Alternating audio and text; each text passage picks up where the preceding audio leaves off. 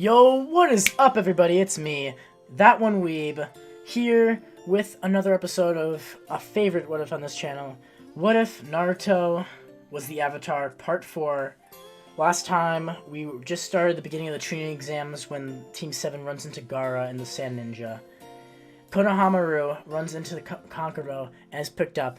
At this point, Naruto's eyes open wide when he sees Gaara, and he looks at them and says that that's the third Hokage's grandson, and that they shouldn't touch him and to leave him alone, or he'll make them.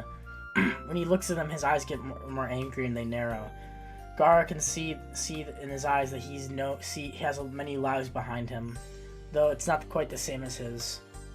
When he challenges him, Naruto immediately puts his hands together, but then he stops because he realizes that if they're here, then there must be something important going on, which he feels from the Avatar spirits inside of him directing him and helping him. After his engagement with the Avatar spirit in the last episode, he's gained a lot of the memories from Aang and some of the past Avatars, who have given him assistance and guided him since those days passed after he got back to the village. Naruto's intelligence has gone up by quite an amount, even to the point where he's decided that he learned that he can do other elements besides just rock and earth, and he'll get back to that. Anyway, moving on back to the point. Naruto stops and says to give him back. When he doesn't comply, Naruto just pushes his foot off the ground, and a wave of earth pushes him forward where he can grab Konohamaru and he's on the other side. He looks back towards them and says that if they ever try to hurt anyone in the Leaf Village, then he'll have to answer to him or the third Hokage. Gaara, still looking apathetic as usual, looks at him and says whatever. So he looks back up and Sasuke is still spying on him in the tree. He says that he should come out and that his skills of stealth are actually really well done compared to some of the assassins who tried to kill him. Sasuke jumps down and introduces himself as Sasuke Uchiha. Gaara says that he is Gaara of the Sand. He leaves with Kankuro and Temari, and they go walking away. Later that day, they all meet up with Kakashi, and Kakashi lets them know about the Chunin exams being held at the Leaf Village this year. When they all are asked about it, Naruto and Sasuke are raring to go. Naruto especially wanting to test out his new skills that he learned from the last battle of Zabuza and Haku. Sakura is pretty hyped to do it as well, as she really wants to test her kunai and her skills as a kunoichi. When they all agree to do it, Kakashi says that there will be some tough competition, but he believes that they can do it. When they say that, they all smile. A few days later, after Naruto has been training with his earth style bending, and Sasuke has been continuously practicing with the Sharingan, and Sakura has just been doing Sakura things, they all meet up where the Chunin exams are supposed to be held. When they walk up the floors, there's two Chunin who are tricking the floor levels using Genjutsu. Sakura and Naruto and Sasuke, however, are all able to see through it this time, due to Naruto's intelligence having a high increase due to Aang's assistance in training. After that happened, they pushed the Chunin out of the way and beat them just like in the original, and then Rock Lee confronts them. Rock Lee talks however, to Naruto and Sasuke this time and says he wants to fight both of them, as word had spread around the Leaf Village that Naruto has some sort of strange jutsu that allows him to do pretty much anything with earth and rocks. Naruto smiles and says that he's ready for him to come at him anytime. Sasuke, however, says that he wants to try this guy first, which Naruto says whatever. Rock Lee and Sasuke immediately get into a fighting stance, and they begin. Sasuke dashes at Rock Lee, and Rock Lee easily can outspeed him. He kicks Sasuke into the air and then kicks him down, showing that his speed difference. He then uses the primary Lotus, just like he did, and he pushes him down in the barrage. Sasuke is defeated very easily, just like the original, and then Might God comes out of nowhere and says that Lee should never use that technique on people, and not to show all his cards before the exams. Lee cries and says he'll take that to heart. Then they all enter into the Chunin exam room. Naruto, still being Naruto, looks at all the Chunin and all of the Chunin, the Genin who want to be Chunin, and smiles. He then looks up with all of the seriousness in his eyes he can muster and says, "I'm going to defeat every single one of you." And he looks at them, and they feel kind of intimidated, and his power is almost glowing with his confidence. He then sits down, and all the other getting of his same year are basically facepalming, saying that he just turned himself into the biggest target. Kabuto tries to narrow the fight down, but Naruto doesn't need any help at this point.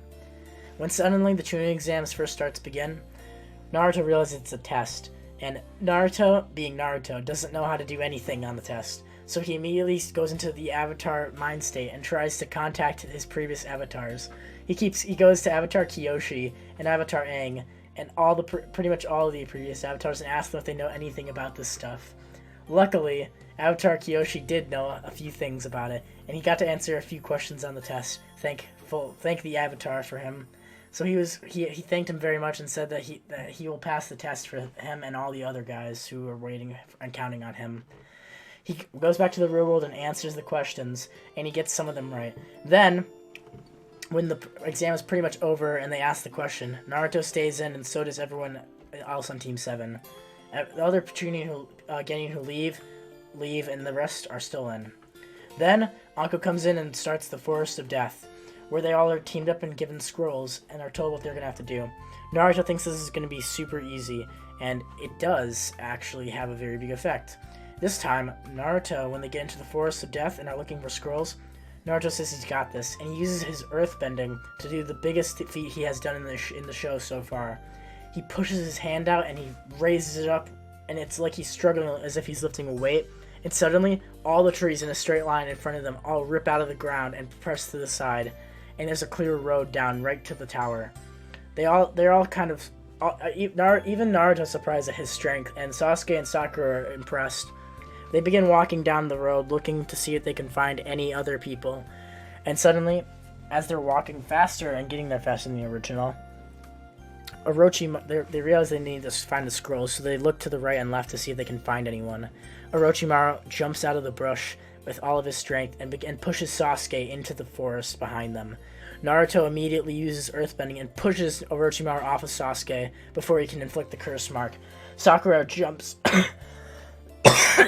along with Naruto, and they dive after Orochimaru. Sasuke activates the Sharingan, uses the Flame Dragon Jutsu, the Phoenix Fire Jutsu, and shoots it directly at Orochimaru, who gets burned and then regenerates. Naruto, who he hasn't been eaten yet, is then eaten by the snake and taken into the forest. He uses earthbending and literally explodes the snake with shards of rock. He then runs back to the fight, and then that's when the QB takes over. At this point, the Avatar state hasn't been activated yet because he's not in a near-death scenario, but the QB's chakra has. When Naruto's QB chakra is activated, his strength is almost doubled or even tripled. He realizes that his bending skills will be way more efficient now.